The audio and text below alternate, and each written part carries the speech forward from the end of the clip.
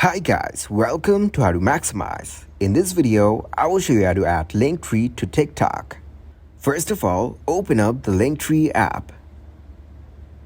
After opening the app, click on Add New Link. Then enter the URL of YouTube. You can also add thumbnail photos from here.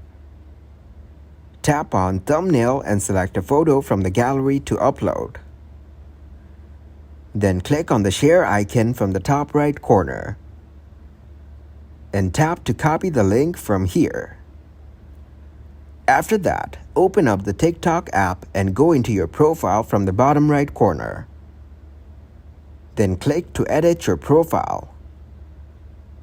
From here, tap on Bio and paste the link in here. Thanks for watching, and please leave a like, subscribe, and share.